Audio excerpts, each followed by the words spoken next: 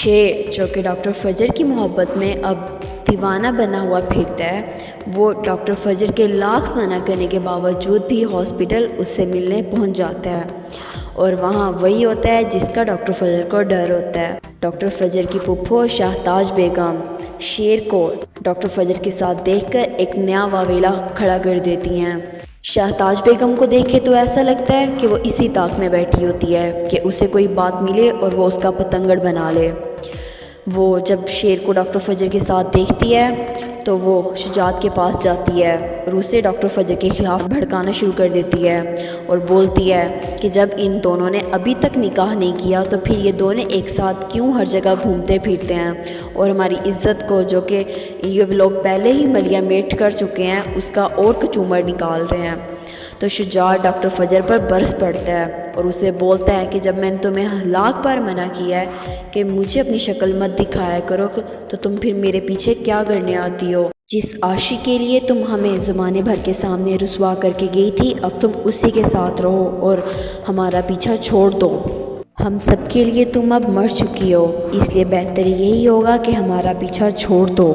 یہ سب کچھ سن کر تو شہتاج بیگم کے دل میں لڈو پھوٹ رہے ہوتے ہیں، لیکن شیر بھی ڈاکٹر فجر کو کسی بھی موقع پر تنہا نہیں چھوڑتا۔ وہ فوراً ڈاکٹر فجر کے پاس آتا ہے سب کے سامنے اور وہ اس کا ہاتھ پکڑ کر اسے بولتا ہے اس میں کوئی قصور نہیں ہے، اس کو نہیں پتا تھا کہ میں بھی یہاں موجود ہوں۔ تو ڈاکٹر فجر شیر کو ڈانٹتی ہے اور اسے بولتی ہے کہ جب میں نے تمہیں 1000 بار منع کیا کہ میرے ہاسپٹل مت آیا کرو مجھ سے ملنے، تو پھر تم کیوں آتے ہو؟ تو تم میرا پیچھا کیوں نہیں چھوڑ دیتے؟ مجھے اب اپنے بابا کے قریب ہونے دو۔ میں نے ان کا بھروسہ تو توڑ دیا، لیکن اب میں دوبارہ ان کے قریب ہونا چاہتی ہوں۔ تو شیر ڈاکٹر فجر سے بولے گا کہ ہمیشہ تم اپنے بابا کے بارے میں سوچتی رہتی ہو، کبھی ہمارے بارے میں بھی سوچ لیا کرو۔ تو ڈاکٹر فجر شیر کی طرف اسی بھری نگاہوں سے دیکھتی ہے اور اسے بولتی ہے کہ تم میری ایک بات مانو گے؟ تو شیر بولتا ہے کہ تمہاری تو ہر بات سر آنکھوں پر، آپ حکم کیجئے۔ تو ڈاکٹر فجر شیر سے بولے گی کہ تم شادی کر لو، اس طرح میرے پہ لگا ہوا داغ بھی یہ دھل جائے گا۔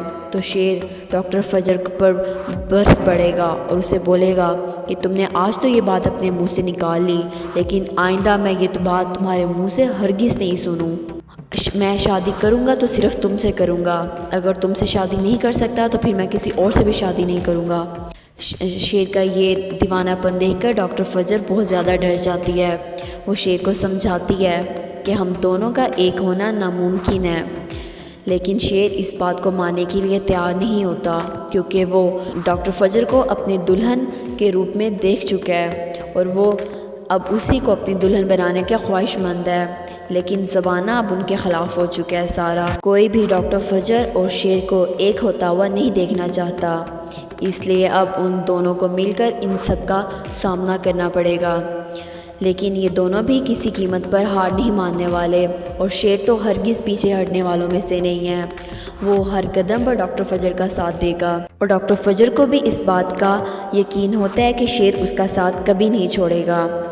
ڈاکٹر فجر کی ماں نے جو ڈاکٹر فجر کے ساتھ اس بات رویہ رکھا تو ڈاکٹر فجر کو اس بات کی بالکل بھی امید نہیں تھی، کیونکہ اسے یقین تھا کہ سب اس سے منہ پھیر سکتے ہیں، لیکن اس کی ماں ہرگز اس سے منہ نہیں پھیر سکتی۔